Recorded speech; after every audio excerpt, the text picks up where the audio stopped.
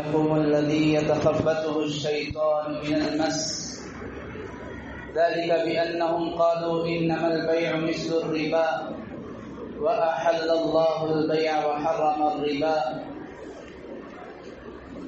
صدق الله العظيم. محترم معزز بزرگوں دوستوں، عزیز سامعین کرام، جو آیت میں نے تلاوت کی سورہ بقرہ کے آخری رکوع مطلب آخری سے تیسرے رکوع میں وہ آیت ہے. تقریباً 6 سے 7 آیتیں ہیں. بڑا اہم مضمون اللہ تبارک و تعالی نے پیش کیا ہے. سود اور ربا کے متعلق، جسے ہم اردو میں سود، عربی میں ربا اور انگریزی میں انٹرسٹ کہتے ہیں. قرآن پاک میں کئی ایک موقعوں پر اللہ تبارک و تعالی نے ایک آیت یا آدھی آیت میں اس کا تذکرہ کیا ہے، لیکن اس سورت میں سورہ بقرہ میں یہ حافظی قرآن کے اعتبار سے مکمل ایک صفحہ یہ مضمون ہے. یہ آیتوں کے اعتبار سے اگر دیکھا جائے تو تقریباً 7 آیتیں اللہ تبارک و تعالی نے مستقل سود اور اس کی نحوست اور اس کے دنیا اور اخروی نقصانات کیا ہیں اس کو بیان کیا ہے. اس لیے بڑا اہم مضمون ہے اور ہمارے لیے روزمرہ زندگی میں اس کے متعلق پیش آنے والے مسائل ہمارے معاشرے کا سلگتا ہوا مسئلہ ہے. بہت کم وقت میں ایک بہت بڑا مضمون کو گویا کہ ہمیں چھیڑنا ہے اور اسے چھیڑے بغیر چھوڑنا بھی نہیں. ایسا نہیں کہ اس مضمون کو چھوڑ کر کوئی اور واقعہ، کوئی اور مضمون ہم لے لیں. بہت اہم مضمون ہے. ترجمہ سماعت فرما لیں، اس کے بعد اس کے متعلق 2 چند باتیں عرض کر دی جائیں گی. اللہ تعالیٰ فرماتے ہیں وہ لوگ جو سود کھاتے ہیں وہ قیامت کے دن ہمارے سامنے کھڑے نہیں ہو پائیں گے مگر ایسے شخص کی طرح جس کو شیطان نے چھو کر خبتی بنا دیا ہو. یہ اس وجہ سے ہے کہ وہ دنیا میں کہا کرتے تھے کہ یہ خرید و فروخت، معاملہ، لین دین، یہ سارے کے سارے سود ہی ہیں. اللہ تعالیٰ نے خرید و فروخت کو تو حلال کیا ہے، ربا اور سود کو حرام کیا ہے.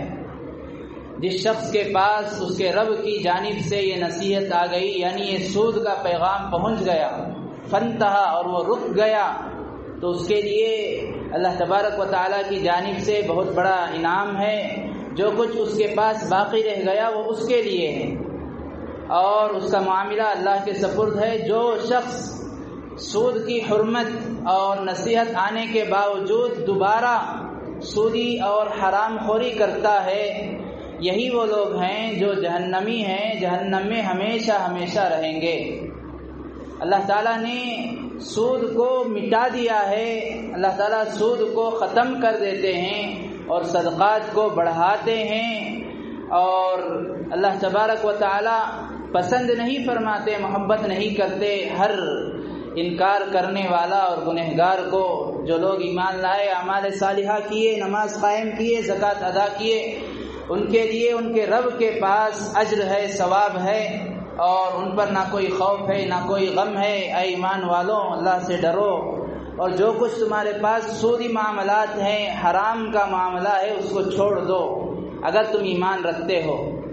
اگر تم ایسا نہیں کرو گے، سود کو نہیں چھوڑو گے، تو اعلان جنگ ہے اللہ اور اس کے رسول کی جانب سے. اگر تم نے توبہ کر لی، یعنی سودی معاملہ کرنے کے بعد توبہ کر لیے، تو جو اصل مال ہے، رأس المال، وہ تمہارے لیے ہے. نہ تم ظلم کیے جاؤ گے، نہ تم پر ظلم کیا جائے گا. اور اگر کوئی شخص تنگ دست ہے اور کسی نے کسی سے قرض لیا ہے اور وہ قرض لینے والا تنگ دست ہے تو قرض خواہ کو چاہیے کہ وہ قرض دار کو تھوڑی مہلت دے، اور اگر وہ قرض معاف ہی کر دے یہ تو بہت بہتر ہے۔ اگر تم جانتے ہو، ڈرو اس دن سے جس دن تمہیں دوبارہ اٹھایا جائے گا، تمہیں لوٹایا جائے گا اللہ کی طرف، پھر تمہیں تمہارے اعمال کا مکمل بدلہ دیا جائے گا، ذرہ برابر بھی ظلم نہیں ہوگا۔ یہ 7 آیتوں کا ترجمہ ہے جس میں اللہ تبارک و تعالی نے سود اور سودی معاملے میں جو لوگ پھنس جاتے ہیں یا جو لوگ دوبارہ معلوم ہونے کے بعد، مسائل جاننے کے بعد دوبارہ اس میں گھستے ہیں، ان کے لیے بڑی سخت وعیدیں بیان کی ہیں۔ حضرت مالک ابن انس رحمۃ اللہ علیہ، ان کے پاس ایک شخص آیا، آ کر کہنے لگا کہ حضرت میں آپ کے پاس آ رہا تھا، راستے میں میں نے دیکھا کہ ایک ایسا شخص جو شراب میں، نشہ میں دھت ہے، مست ہے، اور وہ اپنے شراب کی نشے کی وجہ سے وہ گویا کہ نشے میں چاند کو پکڑنے جا رہا ہے، چاند کو اپنے قبضے میں کرنا چاہتا ہے۔ میں نے اس کو دیکھ کر میرے دل میں یہ ارادہ ہوا، میرے زبان پر یہ الفاظ خود بخود نکل گئے کہ اگر شراب سے بھی کوئی بری چیز ہے تو میری بیوی کو طلاق، شراب سے بھی کوئی بدترین چیز ہے تو میری بیوی کو میری جانب سے طلاق۔ میں نے یہ کہہ تو دیا، آپ بتائیے دنیا میں شراب سے بری کوئی چیز ہے یا نہیں؟ کسی نے حضرت مالک ابن انس بہت بڑے آدمی ہیں، ان سے سوال کیا، حضرت نے کہا آج چلے جاؤ، میں دیکھ کر سوچ کر بتاتا ہوں۔ پھر دوسرے دن آیا، حضرت کیا ہوا؟ حضرت نے وہی جواب دیا۔ تیسرے دن آیا، حضرت نے کہا میں نے بہت ہی سوچا، غور و وچار کیا، اس کے بعد مجھے معلوم ہوا کہ قرآن و حدیث کے مضامین، آیات کو سامنے رکھنے کے بعد اگر شراب سے بھی کوئی بری چیز ہے تو وہ سود اور سود خوری ہے، یہ بہت بری چیز ہے، لہذا تمہاری بیوی مطلقہ ہو گئی۔ تم نے کہا کہ شراب سے بھی بری چیز ہے تو طلاق ہے، شراب سے بری چیز وہ ہے سودی لین دین، سودی معاملات، حرام خوری۔ جب تم نے یہ نیت کر لی، زبان سے الفاظ بھی ادا کر دیے، اب تمہاری بیوی مطلقہ ہو گئی۔ بزرگان محترم، اللہ تبارک و تعالی نے اس آیت میں بڑی سخت وعید یہ بیان کی کہ قیامت کے دن سود خوروں کا حشر کیسے ہوگا، حرام معاملات کرنے والوں کا حشر کیسے ہوگا کہ وہ ایسے اٹھائے جائیں گے جیسے کسی کو شیطان نے چمٹ لیا ہو، لپیٹ لیا ہو۔ جیسے ہم جانتے ہیں کسی کو اثرات ہو گئے ہوں اور ہم دیکھ رہے ہیں، یقینی طور پر ہمیں معلوم ہے کہ اسے اثرات ہو گئے ہیں تو اسے ہوش نہیں رہتا، بد حواس ہے، وہ حواس باختہ ہے، اس کے حواس اڑ چکے ہیں، اسے پتہ نہیں کہ میں کیا کہہ رہا ہوں، میرے ساتھ کیا ہو رہا ہے۔ قرآن پاک نے یہ کہا کہ یہ اس شخص کی طرح ہے، مطلب مفسرین نے لکھا ہے وہ مجنون اور پاگل کی طرح ہے، مجنون اور پاگل نہیں کہا۔ مفسرین کہتے ہیں وجہ کیا؟ اس لیے کہ مجنون اور پاگل کو کبھی کبھار آپ تکلیف دیں، سزا دیں، مارے پیٹے، احساس نہیں ہوگا، اس کا حس اس کے اندر سے ختم ہو گیا ہے۔ یہاں قرآن نے مجنون اور پاگل کی طرح کہا ہے، مطلب یہ کہ ظاہر میں تو دیکھنے سے لوگوں کو یہ محسوس ہوگا کہ کہیں ایسا تو نہیں اسے شیطان نے لپیٹ لیا ہو، شیطان نے اس سے معانقہ کیا ہو، مصافحہ کیا ہو، لیکن جب عذاب اسے دیا جائے گا اسے محسوس ہوگا، اسے تکلیف ہوگی، اسے دردناک اسے احساس ہوگا۔ قرآن پاک نے پہلی آیت میں یہ بیان کیا اور اللہ تبارک و تعالیٰ نے اس کے بعد کی آیت میں یہ بیان کیا ہے۔ اللہ تبارک و تعالیٰ نے سودی معاملات میں بے برکتی کو رکھا ہے، اگرچہ کہ کوئی آدمی، اچھا یہاں پر رک کر ہم سود کو سمجھے، بارہا ہم نے سنا ہے سود، بارہا سنا ہے انٹرسٹ۔ سود کسے کہتے ہیں؟ حضرات فقہائے کرام نے اس کی تعریف کی ہے کہ ہر وہ معاملہ جو آدمی کرتا ہے اور جو معاملہ کیا، معاملے میں اسے کوئی چیز بغیر عوض کے مل گئی اور اس معاملے میں اس چیز کی شرط بھی لگائی گئی، وہ سود ہے۔ مثال کے طور پر سود کی بہت ساری شکلیں ہیں۔ سود کی تعریف کو ہمیں سمجھنے کے لیے موجودہ دور میں اس کی بہت ساری شکلیں، ان میں سے ایک شکل مضاربہ جسے ہم کہتے ہیں اردو میں، قرآن و حدیث کی اصطلاح میں، اور انگریزی زبان میں اگر ہم سمجھنا چاہیں بزنس جو پارٹنرشپ میں کی جاتی ہے. یہ ایک کی طرف سے محنت ہے، یہ ایک آدمی کام کرتا ہے اور یہ ایک آدمی جو ہے سرمایہ لگایا ہے، روپیہ لگایا ہے. اب جس نے روپیہ پیسہ لگایا، ایک معاملہ ہوا ہے دونوں کے درمیان، یہ تو درست ہے. معاملہ ہوا دونوں کے درمیان، یہ اس لیے کہ ہر ایک آدمی بزنس نہیں کر سکتا، ہر ایک کا ذہن اتنا نہیں ہے، اتنا کلیور مائنڈ کا نہیں ہوتا. اور جس کے پاس مائنڈ ہے، ذہن ہے، تجارت کا ذہن ہے، اچھا وہ بہت ہی کلیور مائنڈ کا ہے، اس کے پاس مال و دولت نہیں ہے. تو ایک صورت، ایک شکل یہ بنائی گئی شریعت میں کہ ایک کا مال ایک کی محنت. لیکن اس میں آج موجودہ دور میں بہت ساری وجوہات کی وجہ سے یہ معاملہ بھی ناجائز، تقریباً سودی معاملہ ہو گیا. جیسے یہ معاملہ ہوا، میں نے کسی کو یہ کہہ کر 1-2 لاکھ روپے دیے کہ آپ اس میں جو بھی بزنس کرنا چاہیں کرو، دکان ڈالو، امپورٹ ایکسپورٹ کا بزنس کرو یا کرانے کی دکان ڈالو، جو بھی آپ بزنس کرنا چاہیں، تجارت کرنا چاہیں، خرید و فروخت کرنا چاہیں آپ کیجئے، مگر مجھے ہر مہینہ، ہر منتھلی مجھے 10,000 روپے چاہیے، مجھے میرا نفع منتھلی 5,000 چاہیے ہر حال میں. یہ جو ہے میں نے شرط لگا دی. جیسے ہی جس وقت اگریمنٹ ہو رہا ہے، اگریمنٹ ہی میں یہ لکھائی پڑھائی بھی ہو گئی، تو یہ سودی معاملہ ہے، یہ ناجائز ہے، یہ حرام ہے. وجہ کیا ہے؟ میں نے جو 2 لاکھ روپے لگائے ہیں تجارت کے لیے، میں نے جو 2 لاکھ لگائے ہیں بزنس کے لیے، پتہ نہیں اس میں نفع کتنا آئے گا، بینیفٹس اس میں کتنے حاصل ہوں گے، منافع کتنے حاصل ہوں گے. اب جب نفع آئے گا تو جو اس کے اخراجات ہیں، دکان ہے تو دکان کا کرایہ بھی اسی سے نکالا جانا چاہیے، جو بھی منافع ہوگا مال خریدنا چاہیے.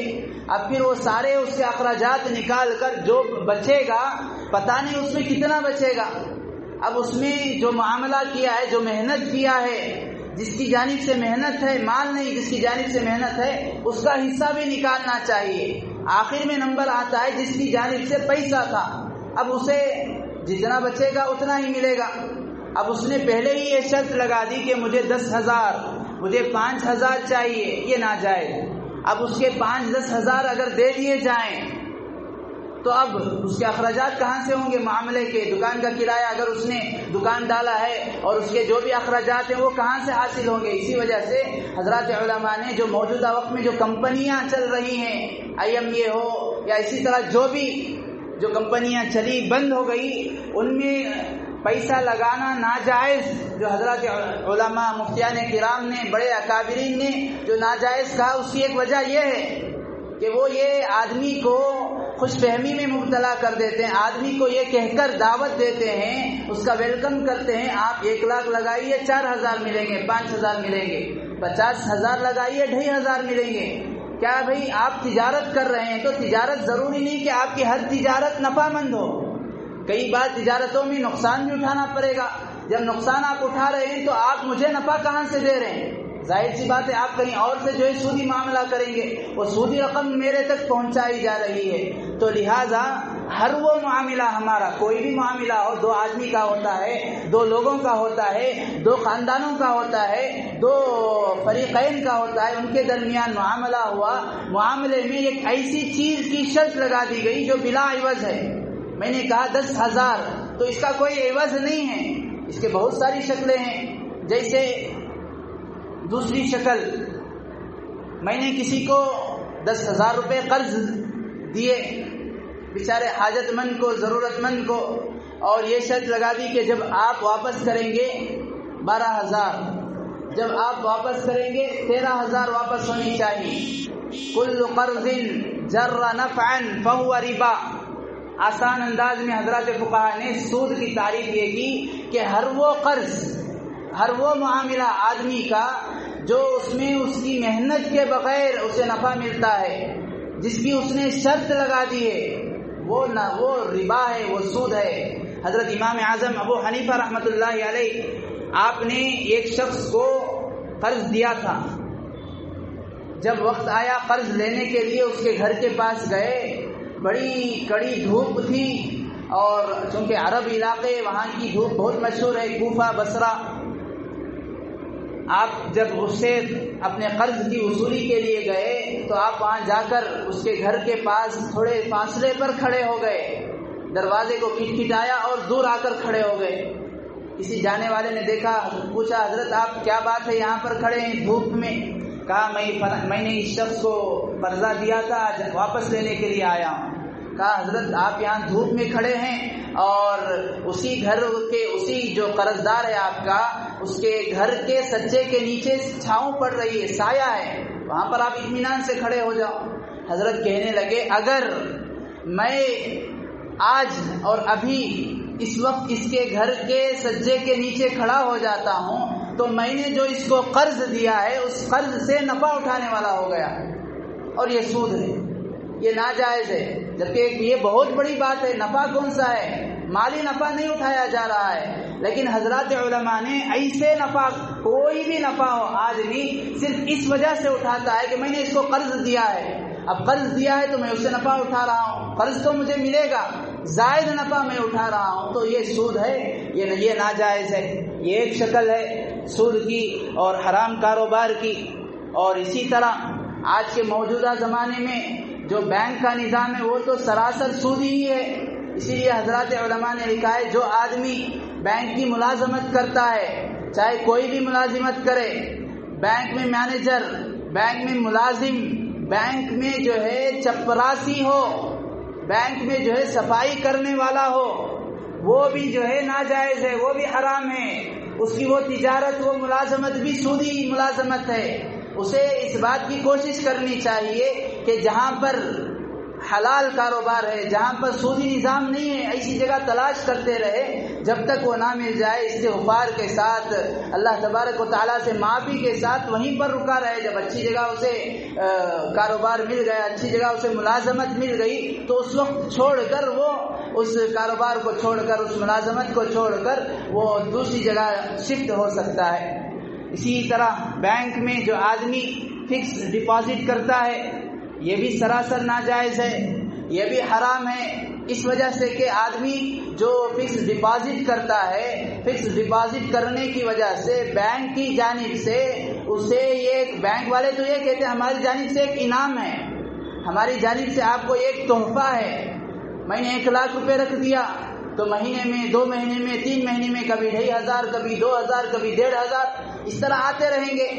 تو وہ رقم جو زائد رقم ہمیں مل رہی ہے، اپنے مال کو ہم بینک میں جمع کیے ہیں، اس وجہ سے وہ زائد رقم سود ہے، ناجائز ہے. اور آدمی اگر اسے استعمال کرتا ہے تو کبیرہ گناہ ہے. اگر آدمی کو معلوم نہیں تھا، اس نے اس کو بھی وڈرا کر لیا ہے، اس نے اس کو بھی نکال لیا ہے. حضرات علماء نے لکھا ہے اب اس کے لیے ضروری ہے جو زائد رقم فکس ڈپازٹ کرنے کی وجہ سے بینک کی جانب سے آئی ہے، کتنی بھی رقم ہو، وہ بغیر ثواب کی نیت کے فقیروں پر صدقہ کرے، ضرورت مندوں کو دے دے، یا نہیں تو اگر اس نے نہیں نکالا ہے تو اسے بینک ہی میں چھوڑ دے. اس طرح بہت ساری شکلیں آج کے زمانے میں سودی نظام کے اعتبار سے ہو گئی ہے. اور چونکہ ہمیں اس میں بہت ہی احتیاط سے کام لینا ہے، بہت ہی احتیاط سے ہمیں جو بھی ہمارے کاروبار ہیں، جو بھی ہماری تجارتیں ہیں یا ہماری معاشرت ہے، ہم تو یہ سمجھتے ہیں لین دین میں سودی نظام. یہ ایک حدیث میں اللہ کے نبی علیہ السلام نے فرمایا ان ارب الربا عرض الرجل المسلم. ہم تو یہ سمجھتے ہیں کوئی آدمی ناجائز حرام کاروبار کر رہا ہے وہ سود ہے. یہ سود میں سے ایک اعلیٰ قسم کا، ایک بڑا قسم کا سود یہ ہے کہ آدمی کسی اپنے مسلمان بھائی کی آبرو ریزی کرے، کسی مسلمان کی تحقیر کرے، کسی اپنے دینی بھائی کی بلا وجہ اسے شرمندہ کرے، اس کے پیٹھ پیچھے اس کی غیبت کرے، ایسا کام کرے جو اسے تکلیف ہو، اس کے دل کو ٹھیس پہنچے، بغیر کسی شرعی عذر کے کرتا ہے. یہ بھی ایک سود ہے. اس کا بھی اسے بھی وہی عذاب، یہ بھی وہی عذاب کا مستحق ہے جو عذاب کے اللہ کے نبی علیہ السلام کی جانب سے اللہ تعالیٰ نے اعلان فرمایا فَأْذَنُوا بِحَرْبٍ مِّنَ اللَّهِ وَرَسُولِهِ. اللہ تعالیٰ سے جنگ کا اعلان ہے. اسی لیے علماء نے لکھا ہے جو آدمی سودی معاملہ کرتا ہے اسے تو آخرت میں عذاب ہے ہی، طرح طرح کے عذابات. اللہ کے نبی علیہ السلام نے معراج میں جب تشریف لے گئے آپ نے دیکھا، آپ نے ارشاد فرمایا میں دیکھتا ہوں کہ یہ قوم ایسی ہے جس قوم کا بہت بڑا پیٹ ہے اور ان کے پیٹ میں سانپ، بچھو اور اس طرح کے موذی قسم کے جانور ان کے پیٹ میں، اس کے پیٹ کے اندر کی انتڑیاں اور پیٹ کے اندر کی چیزوں کو کھائے جا رہے ہیں، اور پیٹ کی اسکیننگ مجھے دکھائی دے رہی ہے، میں محسوس کر رہا ہوں، میں دیکھ رہا ہوں پیٹ کے اندر کیا چل رہا ہے. اور ظاہر سی بات ہے یہ تو قیامت آخرت کا عذاب ہے. حضرات علماء نے لکھا ہے دنیا میں بھی اللہ تبارک و تعالی سودی معاملہ کرنے والے کو 3 طرح کے عذاب میں مبتلا کر دیتے ہیں. نمبر 1 تو کبھی اس کا مال برکت نہیں ہوتا، اس کے مال میں کبھی برکت نہیں رہے گی، بظاہر مال بڑھے گا لیکن کبھی برکت نہیں ہوگی. حدیث پاک میں اللہ کے نبی علیہ السلام نے صاف ارشاد فرمایا الربا وان کثر فان عاقبته تصير الى اقل. ربا، سود سے آنے والا مال اگرچہ کہ زیادہ محسوس ہو، زیادہ نظر آئے، اس کا انجام یہ ہے کہ بے برکتی ہی بے برکتی ہے. یہ تو پہلا دنیاوی نقصان ہے. اور دوسرا دنیاوی نقصان اللہ کے نبی علیہ السلام نے فرمایا عموماً اس کا مال غلط جگہوں پر لگے گا. اس کا مال عموماً ڈاکٹروں کے پاس، یا اس کا مال عموماً ضائع برباد ہو جائے گا، کوئی چرا لے گا، کوئی ڈاکہ ڈال دے گا، اسی طرح اس کے ہاتھ نہیں آئے گا، اس کے نفع میں استعمال نہیں ہوگا. یہ ایک. اور تیسرا مال جو حاصل کیا جاتا ہے، آدمی مال حاصل کرتا ہے 2 چیزوں کے لیے. نمبر 1 عزت، نمبر 2 راحت.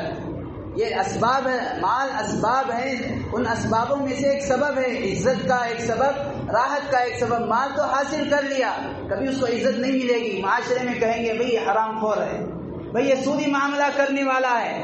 کئی سارے ایسے لوگوں کو دیکھا گیا خوب کماتے ہیں اور اتنا کماتے ہیں، ایک بڑا ملینر، ایک بڑا ارب پتی نہیں کماتا لیکن معاشرے میں عزت نہیں ہے، لیکن ہے وہ پھٹیچر غریب کی طرح. اسے دیکھ کر یہ محسوس ہوتا ہے، اسے دیکھ کر رحم آتا ہے، اسے دیکھ کر اللہ سے دعا کرنے کا من کرتا ہے. یہ نحوست ہے سود کی، یہ نحوست ہے اس حرام کاروبار کی. تو جو اسباب عزت کے لیے، راحت کے لیے ہوتے ہیں، اس نے اس کو تو حاصل کر لیا لیکن نہ اس کو عزت ملتی ہے، نہ ہی اسے راحت اور چین آتا ہے. اللہ تبارک و تعالیٰ یہ چیزیں اس کو چھین لیتے ہیں. معاشرے میں وہ جو ہے ایک داغ آدمی کی طرح، جس کی کوئی عزت نہیں ہوتی، اسے کوئی سکون نہیں ملتا، اس طرح وہ زندگی گزارتا ہے. اور بھی بڑی سخت سے سخت وعیدیں احادیث مبارکہ میں اللہ کے نبی علیہ الصلوۃ والسلام نے بیان کی ہیں. جیسے ایک حدیث ہے، اللہ کے نبی علیہ السلام نے ارشاد فرمایا، حضرت عبداللہ ابن مسعود روایت کرتے ہیں کہ 1 درہم، الدرہم یصیبہ الرجل، 1 پیسہ، 1 روپیہ، آج کے زمانے کے اعتبار سے، اس زمانے کے اعتبار سے 1 درہم جو آدمی کو سودی معاملے سے حاصل ہوتا ہے، وہ اللہ تبارک و تعالیٰ کے نزدیک حالت اسلام میں 33 مرتبہ زنا کرنے سے بڑھ کر ہے. 33 مرتبہ اسلام کی حالت میں زنا کیا تو وہ اللہ کے نزدیک چھوٹا گناہ، بمقابل اس کے کہ کوئی آدمی 1 روپیہ بھی سودی معاملہ کرتا ہے، اس کے پاس 1 روپیہ بھی سود سے، ناجائز حرام سے آتا ہے. اسی طرح ایک اور حدیث جو مشہور ہے، اللہ کے نبی علیہ السلام نے فرمایا الربا لہو 73 بابا، اس کے 70 سے زائد شاخیں ہیں، ان میں سے ادنا سب سے چھوٹا دروازہ، سب سے چھوٹا گناہ یہ ہے این کی ہر رجل امہ، آدمی اپنی ماں سے منہ کالا کرے، یہ سب سے چھوٹا اس کی نحوست، سب سے چھوٹا اس کا گناہ ہے. تو لہذا یہ عرض کرنے کا منشا یہ ہے، یہ وعیدیں ذکر کرنا یہ ہے، اس لیے کہ اللہ تعالیٰ نے خود اتنی تفصیل سے بیان کیا ہے کہ اگر اس کی تفصیل میں جائیں گھنٹے ایام لگ سکتے ہیں. ہمیں خلاصہ ہمارے سامنے آ گیا. اللہ تعالیٰ نے سود کی شناخت، اس کی قباحت اور اس کی برائی کو بیان کیا ہے. ہمیں خود سمجھنا چاہیے اللہ تعالیٰ یہ ایک صفحے پر مشتمل 7-8 آیتیں مستقل اللہ تعالیٰ بیان کرنا چاہتے ہیں. تو زمانے کے اعتبار سے اس کے الگ الگ معاملے، الگ الگ شکل میں یہ سود ہمارے سامنے آتا ہے. ایک حدیث پاک عرض کر کر اپنی بات کو ختم کرتا ہوں. اللہ کے نبی علیہ الصلوۃ والسلام نے ارشاد فرمایا ایک زمانہ میری امت پر ایسا آئے گا، لَيَأْتِيَنَّ عَلَى النَّاسِ زَمَانٌ، میری امت پر ایک ایسا زمانہ آئے گا لا يبقى منهم احد، میری امت میں کوئی بھی آدمی، کوئی ایک آدمی بھی ایسا باقی نہیں رہے گا احد الا اکل الربا، یا تو یہ کہ وہ سود کھایا ہوا ہوگا، سودی معاملے میں پھنسا ہوا ہوگا. فمن لم یأکل، جو سودی معاملہ نہیں کرتا، جو حرام خوری نہیں کرتا، اس کے پاس حرام آمدنی کا 1 روپیہ بھی نہیں ہے، لیکن پھر بھی اصابہ فمن لم یأکل اصابہ من غبارہ، جو شخص سود سے بچتا ہے تو اس پر بھی سود کے آثار اور غبار ضرور پڑی ہوئی ہوگی. جیسے ایک آدمی مٹی میں تو نہیں لپیٹا اپنے آپ کو، اس نے مٹی میں تو نہیں ریڑا، لیکن یہ ہے کہ وہ سفر کی وجہ سے سفر کے آثار اس پر محسوس ہوتے ہیں، اس پر گرد و غبار لگی ہوتی ہے. اللہ کے نبی علیہ السلام نے فرمایا ایک زمانہ ایسا آئے گا کہ اسی طرح لوگوں میں سے بعض لوگ جو سودی نظام سے بچتے ہیں، حرام خوری سے بچتے ہیں، حرام تجارتوں سے بچتے ہیں، لیکن پھر بھی ان کے پاس جانے انجانے میں یا وہ خود جانے انجانے میں سودی معاملات میں پھنسے ہوں گے یا پھنسنے کا اندیشہ ہوگا.